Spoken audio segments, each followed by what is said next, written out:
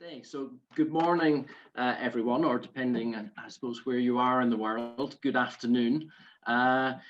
Welcome to this special version of Living Freedom, an international version, the first time that we've done an international event with Living Freedom. I'm Alistair Donald. I'm the Secretary of the Bol Charity here in the UK, which exists to promote ideas around education and citizenship. And as part of the remit, I'm also the convener of Living Freedom School, which is an annual residential school for under 25s, which is really an opportunity for young people to get to grips with ideas and philosophy of freedom, both to look historically at some of the key thinkers and views that have emerged and evolved on freedom over time, but also to explore important contemporary debates around freedom as they exist today. Now, the Bol Charity runs a number of other initiatives. We run something called the Academy, which I'm going to come back to later today, because we do want to offer everyone who's attending this event also the opportunity to come to the Academy, which is an event that will run towards the end of this month. On the 28th of November online. So we'll talk about that a little bit later, and you'll all get an opportunity to come to that. And also we run a schools debating competition called Debating Matters, which has the benefit actually of over the years having run not only in the UK but internationally as well. We've run championships in Germany, in Israel, and we've got a long history of working in India as well. For 8 years we ran Debating Matters Schools Debating Championships in India, and so it's really nice to be able to come back to doing international events with Living Freedom and to do an event in India. And I'm very pleased that we managed to find and hook up with global youth who've been helping us to organize this event. So I just want to hand over briefly to Shreyanka Chandel, who's the Vice President of Global Youth, just to say a few words of welcome. So, Shreyanka. Thank you, Mr. Alistair Donald, for the introduction. And good afternoon and good morning to everyone joining in today. On behalf of Global Youth, I would like to extend a warm welcome to our esteemed guest speakers, Dr. Furedi, Mr. Barun Mitra, as well as the chair, Ms. Ella Whelan, and all the participants joining in from India, the UK, for this special collaborative session, as Mr. Donald already mentioned, the first iteration of Living Freedom International. To introduce Global Youth, it is an apolitical, not-for-profit organization which aims to empower youth ambassadors to create a global generation.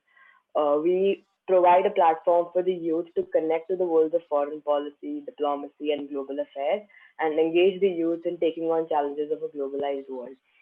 We have various branches. We do these through our various branches, including 7 councils, 15 bilateral youth forums, and we have chapters in various universities in India and 4 cities across the country. Global Youth is delighted to host Living Freedom International in collaboration with Battle of Ideas to discuss some very pertinent issues relating to freedom and democracy at a very important time, like I mentioned. We hope to have a very enriching session today, and I'm sure it will be valuable for everyone attending. Thank you. Okay, thanks very much, Shreyanka. So let me just very quickly say a few words about how today's going to work.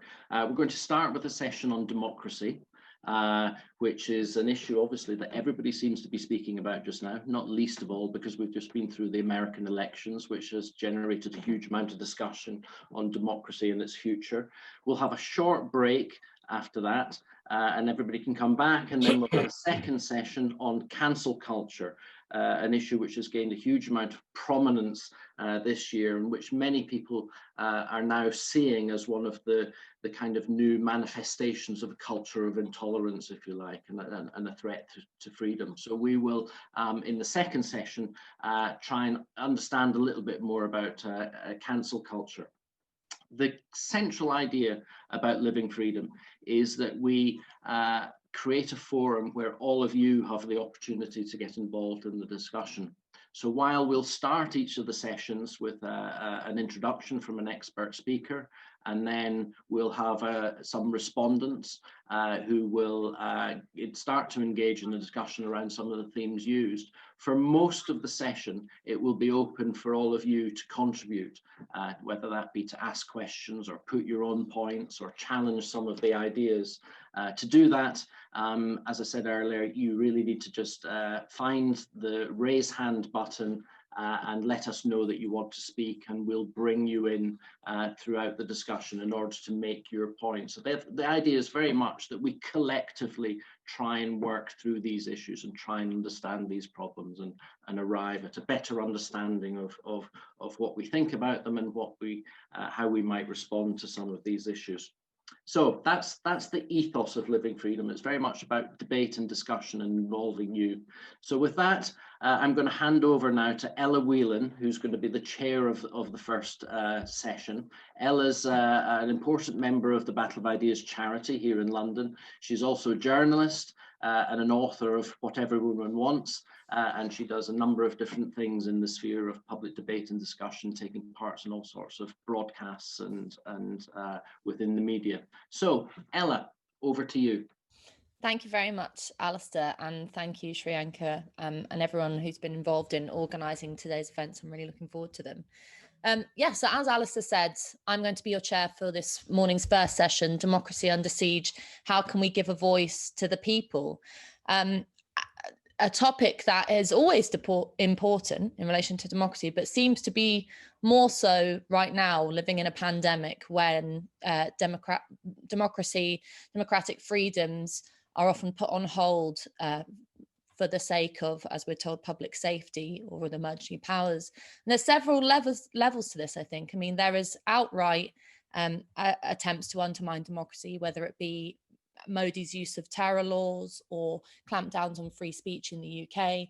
There are more subtle ways in which democracy is called into question, whether it be through, as some people have noted, a kind of growth in anti-democratic thought, the questions about whether or not there is too much democracy. We've just witnessed a democracy in action in the US in relation to the vote there, and questions about whether that democratic process ran properly. So there's many levels to this, but the kind of things we might want to pick apart today is, how do democracy and freedom relate to each other, and why are they important, if they are important, for organising society? And I have two brilliant speakers this morning to help us start thinking about this.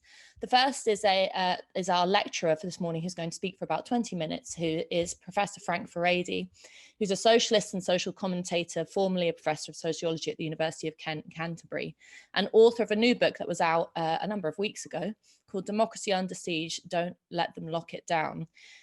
Frank has written many books, often focusing on the question of why Western societies find it so difficult to engage with risk and uncertainty. He wrote Culture of Fear in 2002, An Invitation to Terror in 2007, and a book called How Fear Works, Culture of Fear in the 21st Century, which looked at the way in which two interrelated themes, fear and kind of state and society, plays into each other, and that also is going to be important for his work in democracy. So very welcome to you, Frank. And then after Frank, we have Baron Mitra, who's joining us as a respondent and is going to speak for about 10 to 15 minutes, responding to Frank's speech. Baron is an independent thinker and writer and a founder and former director of the Liberty Institute. Currently, he's exploring ways of generating political capital from the ideals of freedom and peace in order to make these ideals socially and politically viable. He's trained as an engineer. As I already mentioned, he was founder and director of the Liberty Institute, an independent think tank in New Delhi from 1996 to 2016. And he's received many awards for his work on freedom, the Sir Anthony Fisher Award in 2001, the Liberty Torch on the same year, and the Julian Simon Award in 2005 for his writings on advocacy and freedom. So that's all from me. I'm going to hand over to Frank now for his opening comments. So Frank, the floor is yours. Thank you very much, Ella, and good morning or good afternoon, everybody. I think democracy is in many ways the central question of our time, because we live in an era where almost everybody outwardly says they love democracy, they think that democracy is important. You don't find very many people saying that I'm against democracy, I want a dictatorship, or I want an authoritarian system. So everybody pays lip service to it, but at the same time, I've never seen a moment where there's been so much suspicion and hostility and reservation expressed towards the practice of democracy. And if you go to a bookshop, for example, last year I went to a bookshop in New York, and I looked at the nonfiction section, where you had all these books lined up about democracy. All the books were saying things like, democracy is a problem. A book is there called Against Democracy. There are books written about why democracy invariably leads to the tyranny of the majority. There are books that suggest that the problem is not with the ideal of democracy, but the problem is with the people, that the demos, which is the Greek word for democracy, the demos, is really incapable of exercising the right kind of judgment.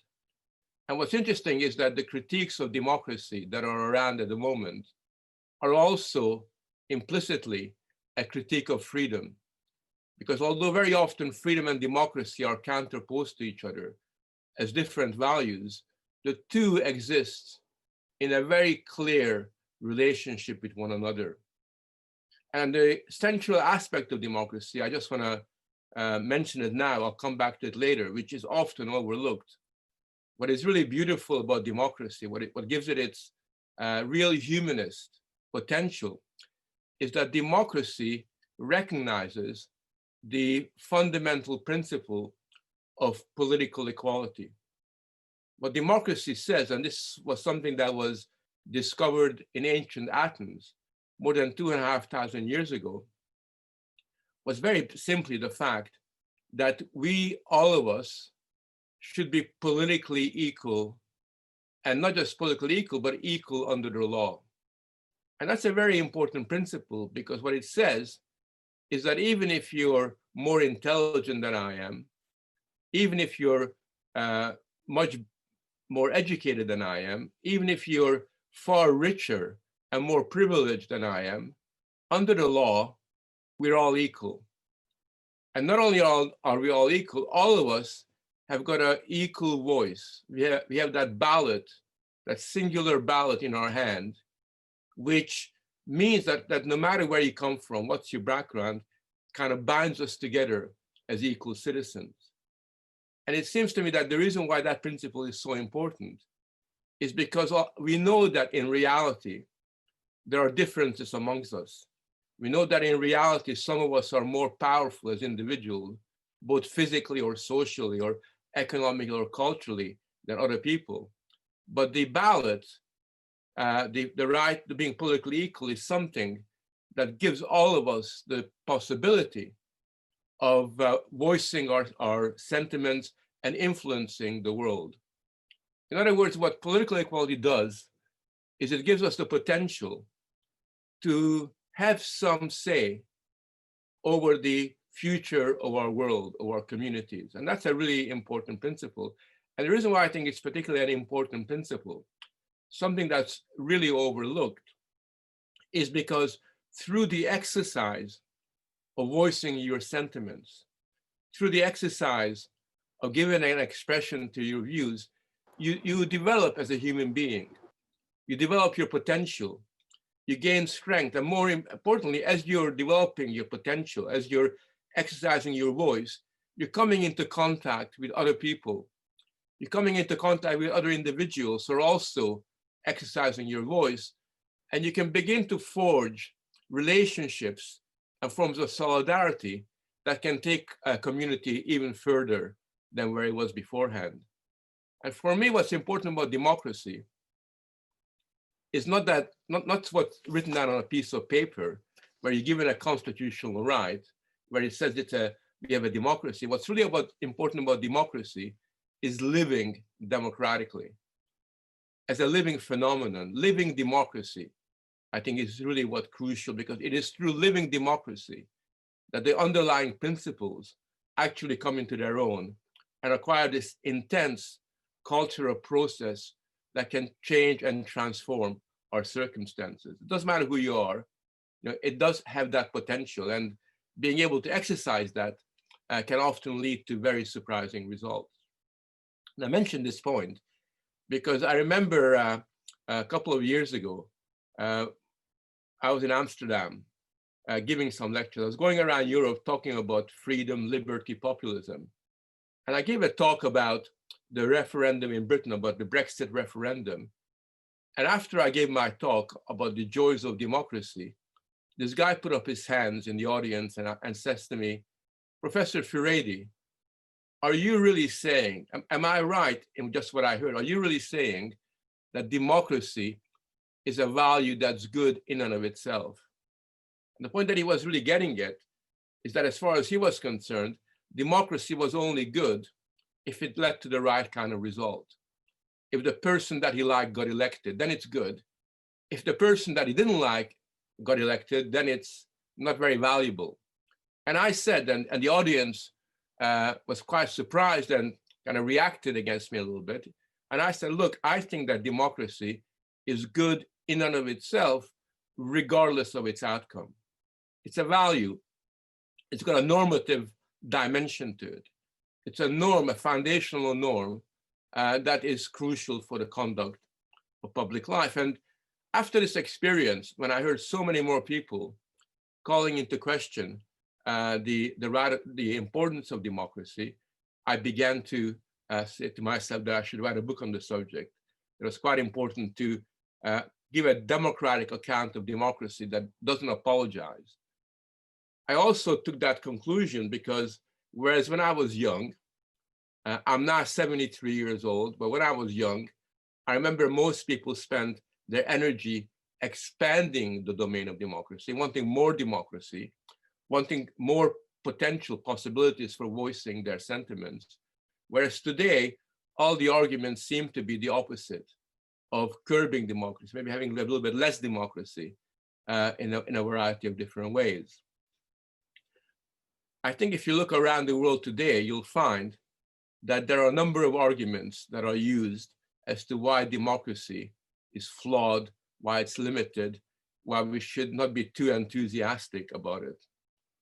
And I think it's interesting that the arguments that are used against democracy are often the very same as the arguments that were used against democracy in Athens, in ancient Athens, 2,500 years ago, when democracy first began to emerge as a political system. In fact, what's interesting about democracy is that when democracy began to be discussed, it had a negative connotation. It was used as a dirty word by the oligarchs in Athens, for whom democracy was seen as a threat rather than something that was positive. And what's interesting about the whole notion of democracy is that theories and concepts and arguments against democracy actually preceded the development of democratic theory. Very interesting point. Sometime before people begin to praise democracy and write about it as a positive ideal, there are already articles and books and symposiums being organized which denounce democracy. I don't know how many of you had a chance to study Western political theory, but the first important text in Western political theory is that of Plato's Republic.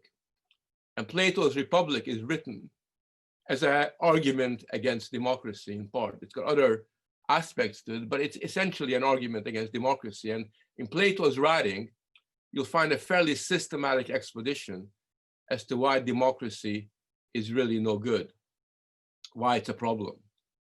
The arguments that are used against democracy are very similar, and we get them now, for example, in the pandemic. In the pandemic, we're often told, oh, look at China. China is authoritarian, and look how well they deal with the pandemic. Look how brilliantly the Chinese government is dealing with the problem, because they can just get on with stuff. They can do whatever needs to be done. It's not messy. There aren't people opposing them. And look at the wonderful result that comes about. Whereas in Europe and in other parts of the world, where you have a democracy and people argue and debate, it is claimed that somehow the capacity to deal with a pandemic is undermined.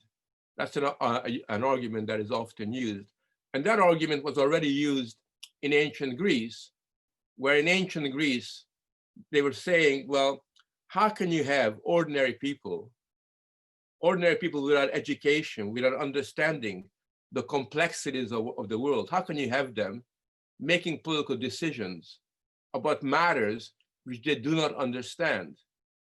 Why don't we just simply leave it to the experts, the philosophers, who can really understand the subtleties and the complexities of our world? Just leave it to them, and then everybody else can basically get on with their lives and simply follow the leads of the philosophers. And I know as a social scientist that every time I hear the expression, we live in a complex world, I feel like reaching for my metaphorical gun, because I know that the reason why they talk about a complex world is to tell us that you and I are just too simple. We're too simplistic to be able to grasp all these kind of complexities that only people with PhDs in nuclear physics could possibly comprehend. And that argument is used today. So very often I've done these debates with people who are meant to be the experts, and they try to overwhelm you with their statistics, and their graphs and their PowerPoints. And there I am with my little book trying to argue against these PowerPoints of graphs and everything else. And they're trying to basically suggest that, look at Furedi.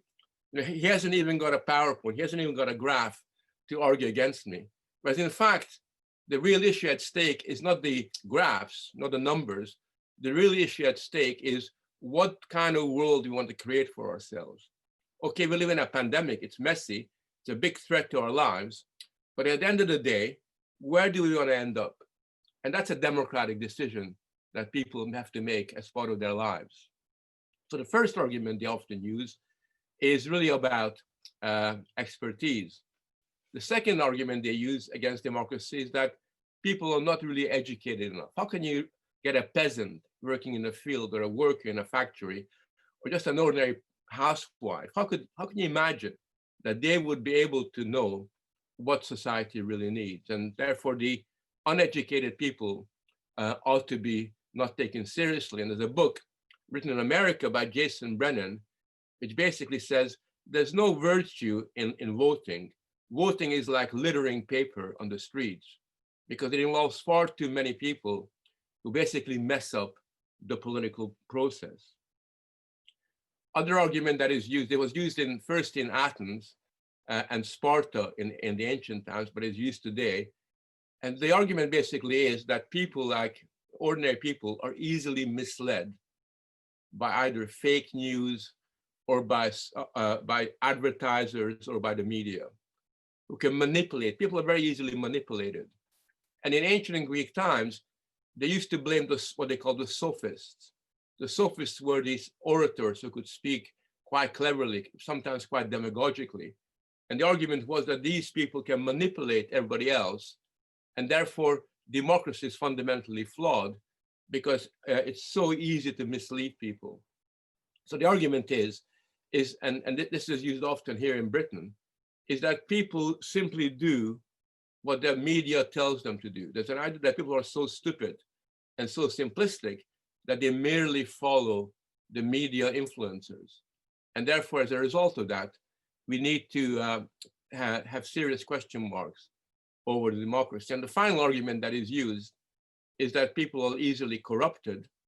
And therefore, what often happens when you have a democratic process is you have the tyranny of the majority, that the majority of people simply oppress the kind of more sophisticated minorities, the minorities who really know what the society needs. So these are different versions of anti-democratic theory. And the point I like to underline is that if you look back over the experience of the last 3,000 years, you'll find that throughout most of human history, it's been the anti-democratic ideals that have prevailed. There have been very, very few times in human history when democracy came to the fore and was celebrated. And indeed, one of the reasons why in more recent decades, democracy has gained legitimacy isn't necessarily because people have appreciated democracy, but because they saw what happens in a totalitarian system. They looked at the Soviet Union, they looked at Nazi Germany, they looked at fascism, and they saw that if, this is what can happen, and democracy somehow gained legitimacy as a reaction to that. I just want to kind of move towards the end by suggesting to you that this celebration of democracy that we have is a celebration that lacks democracy in a very narrow instrumental sense. What I mean by this is that democracy is liked, and democracy is seen as being a positive force because it's a useful, efficient, effective way of electing governments. It's often argued that it's a more reliable instrument. And these theories of democracy, which are the dominant ones in political science and in philosophy, certainly in the West, are what I call procedural theories of democracy. They see democracy as a process, right? It's like a kind of an instrument for getting people elected. And my argument is that if we see democracy merely in this narrow procedural sense, then what we miss out are its moral and spiritual and normative content. In other words, what we overlook is that democracy isn't just simply about taking a ballot and putting in a ballot box. It's not about getting a government elected. It's really about the relationship that people have to their communities. And it's the relationship ultimately that people have towards their future and towards their fate. I mean, as I understand politics, the importance of politics has always been that it represents a recognition that through collective action of some sort, through the action of individuals, a community can alter the direction into which it's heading. A community need not defer to their fate. What politics holds out is this promise. It doesn't always deliver that promise, but at least it has that promise that things can be different. And I think that for that reason, politics, understood in its proper sense, along with democracy and the exercise of freedom, creates a kind of conception of the human potential that has got a real meaning for all of us as a collective network, but also as individuals. Because as individuals, I know that I've got a voice that really means something, a voice that recognizes that I have potential, and people appreciate that and recognize it and validate it. But I also know that if I vote in a particular way and give voice to my ideals in a particular way, along with other people, then something far more important can occur than just me as an individual expressing my sentiments and my views. And it seems to me that whether you're living in India or in Britain or anywhere else in the world, that is the most important, in a sense, the most important ideal that we can possess. Because what it does is it gives us both hope, but not hope in a narrow, sort of meaningless sense, but a hope that is founded on the potential exercise of our individual autonomy, a hope that is founded upon us being able to live sort of freely and gaining control over our destiny. And therefore, to me, democracy isn't just simply a process, but is a kind of moral bridge that takes us from where we are now to a world that is of our own making. Thank you. Thank you very much, Frank, for that opening lecture. Now I'm going to turn over to Baron for your thoughts. So Baron, the floor is yours. Hello. Hello, everyone. Hi. Thanks, Ella and Professor Furedi for a very provocative, interesting talk. Actually, I must confess that last few months, because of the lockdown and the rest, I actually did come across Professor Furedi's lectures and interviews on the YouTube. And I've been following that, the latest being, I think earlier this week, Ella did a session at Academy of Ideas. and I viewed that on YouTube. So I was kind of educating myself on Professor Furedi's distinct position. And the reason for that was, and the reason even before BOI and Alistair and the Global Youth somehow thought of me to come on this platform, I considered myself to be a democracy fundamentalist.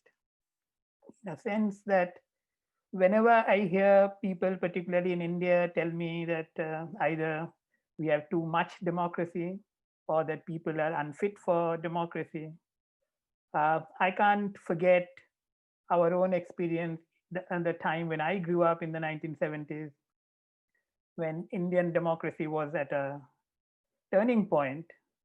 We had a emergency rule for almost 2 years, and it's the vote, it's the democratic voice of the people that kind of saved us in 1977. And therefore, to me, I mean, I simply cannot and never been able to accept that there are that democracy by itself has has a particular flaw. I think the problem, as I realized later over the years, particularly the last 5-7 years, I've been really thinking on this issue, is that as Frank mentioned, that democracy has a long history, and much of that history has been full of apprehensions and misgivings about what democracy might do. I kind of looked at that from Athens to Magna Carta to the US Revolution and the UK and India much later, as that these are kind of steps of political evolution. That is, people, as Frank has written in his another book on boundary or borders, that democracy is or politics in a democracy is always about negotiating the boundaries. And in that boundary, there was a time when women and slaves and others were excluded from participation.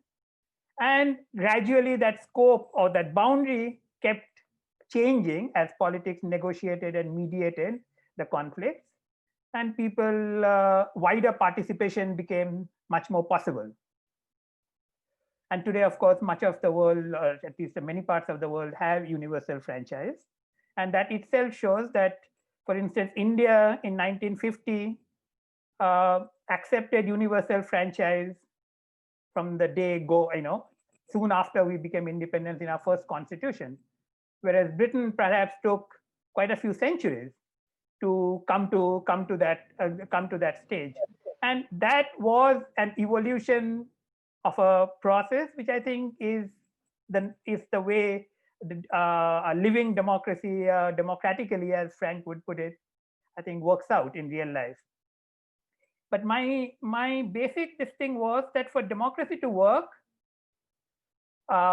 which enlarges participation, and the ballot is only one instrument to it, what we really need to recognize is that in any collective or society, the individual would be the smallest minority and the smallest constituent in a demos. And the reason there is this urge to participate is because of the spread of this sense among the population and society that citizens are equal. And therefore, there's always been this urge that if we are equal, then we must have some say, at least in the political process, even if we have inequality in so many other spheres. And that, I think, is driven, this desire for this desire for equal participation in political process is, I think, partly driven by a sense of justice. That is, people may differ on what the end of that justice or the outcome of that justice might be, but the desire for justice, I believe, holds the individual and their urge for equality together, and therefore the society finds at least a degree of solidarity to sustain itself. And to make this work, of course, there are a couple of things which I think are critical. One is, I think Frank writes about it a lot of the time, that is freedom of expression. Because if people are going to participate, we have only two modes of participation, either violently or non-violently. And freedom of expression and non-violence, therefore, go together. They're two sides of virtually the same coin. And finally, the issue therefore is that if politics is the driver of the democratic values and the institutional processes that come out of those democratic values, then these ideals of individuals, the equality, the justice, solidarity, freedom of expression, non-violence, are kind of cornerstones or fundamentals of any democratic society to kind of survive. And I think the problem arises primarily because, particularly in a modern society, where the power of the state is enormous. But we normally don't recognize, most of us don't seem to recognize what is the nature of the state that politics is being used to regulate or control. I mean, the state has a legal monopoly over violence. And therefore, as Gandhi would say, every action of the state is manifestation of violence. And therefore, that is the primary rationale to restrain the state to a bare minimum. And politics and democratic politics needs to be geared towards that. And the challenge happens when we expand the scope of the state, which ends up, we expand the scope of the state for various grounds. We want to go to war, we want to provide welfare, we want to provide education or whatever else. But what we forget is that every time we expand the scope of the state, society is normalizing violence either implicitly or explicitly, because every action of the state is manifestation of violence. And this brings me to the point that Frank mentioned earlier, which is majoritarian, the fear of majoritarianism. I think majoritarianism, if it's used in its literal sense, it would virtually mean mob rule, because it would mean that a majority has the right and the freedom to do anything that they want, and therefore the minority are acceptable to be sacrificed for the sake of the majority. But like I said, in a democracy or in any society, the individual is the smallest minority. The moment we begin to sacrifice that individual, we are striking at the root of democracy and freedom. And therefore, majoritarianism can only be restrained if we understand what are the fundamental values in the democratic society that we are looking for. And if the state is an instrument, then why and how we need to restrain the state to a minimum so that the propensity to resort to violence, even lawful violence, is minimized. And therefore, the urge for majoritarianism to seize the levers of the state and cause the kind of chaos that many people fear is kind of mitigated. Finally, to come to COVID, actually, I'm not going into a lot of the history that Furedi mentions in his very interesting essay, the new book. It's because I'm not. I have some general idea of Western political philosophy, but I'm an engineer by training, and all my interest in social science and politics is through living it, rather than through any academic exposure. And what I can draw then is particularly looking at the issue of COVID, and I think it's a very telling example that how political processes are compromised, and the fear of the unknown is leveraged to actually virtually kill the prospect of freedom and democracy. And I think COVID has shown across the world, and I don't think without COVID, none of us would have actually believed that governments in so many Western countries, as well as in mine own in India, could almost, in a flip of a switch, shut down the country. I mean, we couldn't believe, and all this was done in a apparent consent with pretty little protest or objections, because we were so cowered down by this sense of the fear of the unknown, the disease. And in the process, what has happened is, I believe, political establishment have found a way to shirk their responsibility, and they seek cover of expertise and technocrats.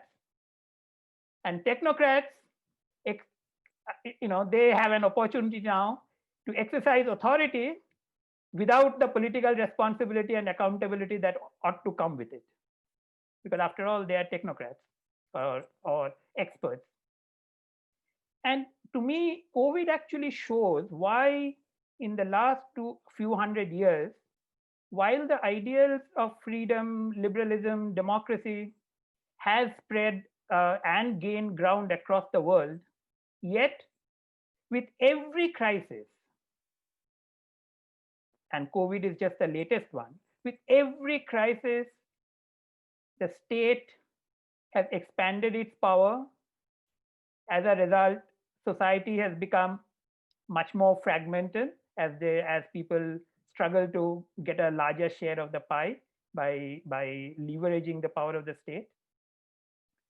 And consequently, we have this currently the kind of backlash that we hear that the anti-elite, anti-expert, expert backlash that we see across the world in many countries. And I think this is primarily because having taken on the political or politicians having shirked their responsibility and technocrats having taken on the authority without the responsibility, there's very little avenue left for people to express themselves in a way that makes sense. And therefore, every attempt is, and this is why the idea that every crisis has expanded the power of the state. One reason, because we don't recognize what is the nature of the state. And the second is because we are so afraid that we allow anyone who promises us the moon of protection and surrender our own sovereignty, which as a democratic citizens, the sovereignty ought to lie with the people. So this is my fundamental take from COVID, but COVID is only the latest one. In fact, while Frank was speaking, I was thinking of World War II and how the war that was fought against some of the awful dictatorships and fascist regimes at the time, yet ended up, by the end of the war, the whole world almost had turned socialist and expanded the power of the state. To me, it's really ironic that in the name of fighting a powerful, obnoxious state, we ended up legitimizing expanding the power of the state. And therefore, what we are seeing today is a reaction to that. But my final point is that while whether we call it populism or populist, without ascribing any value to it as such, but I think there are, and I think Frank has written about it as well, that there are a few positive and, in my view, a few negatives which we need to be careful and watch out for while we pass through this present period of so-called populism, populist rising. Okay. One is the deepening of political engagement. Baron, will just have to be your last point now because we're running out of time. Yes. This is my last point, actually, that the current upsurge, I mean, there's a huge upsurge in desire to participate in politics. The US election is just a latest example of that. The Brexit was another, irrespective of the outcome. I'm not talking of the outcome at all. And as people participate in the political process, I think what happens, and which I think in Frank's other book, in Borders, I think he kind of makes this point, that it recrafts political identities across traditional identities. And therefore, there is a potential for flux and change because the political identities are changing. But the negative, which I think I cannot ignore, because the negative comes from that majoritarian sense. Okay. Because it ends up othering those who disagree. And therefore, those who disagree on politics is deemed to be enemies, to be vanquished, rather than critics to be won over. Brilliant. And then, I of think course, we'll have to leave it there, Baron. I'm sorry, but that's a really great point to finish on. Thank you, because Baron's raised a huge amount of points there and some challenges, Frank, about the role of the individual and also the role of the state. Frank, just 2 minutes on any thoughts on what the questions that Baron has raised there.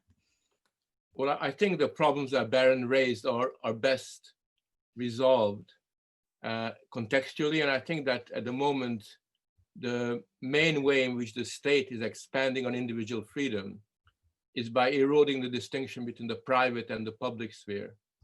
And I think as long as there is very clear distinction between the two, where it's clear to people that the state has got no right to have any authority over the way we live our personal private lives, then I think that the threat of mob rule in a sense, can be minimized and can be contained. There is no way of institutionally preventing sort of oppressive political expressions through the mob or anybody else, other than the defense of the individual through their private lives. And I think that's the key element that is sort of crucially important. I just want to make one little point about the state, which is there's a myth, a very powerful myth all over the world about the state, which basically suggests that the state has got the potential to empower you. They use the term empower all the time. We're going to empower you. Well, the one thing we know from history is nobody can empower you. Power is not a gift that somebody can give you. Only you can empower yourself through the way you develop politically and intellectually and morally. So I think it's quite important to realize that the demand to empower ourselves through the state is actually has the opposite effect, which is that it will disempower you. But if other people, other institutions are handing you power, what they're handing you is the illusion of power rather than the reality. And I think that what we learned at the end of the day is that democracy ultimately depends on the exercise of human autonomy, individual autonomy in the making of their world. Brilliant. Thanks.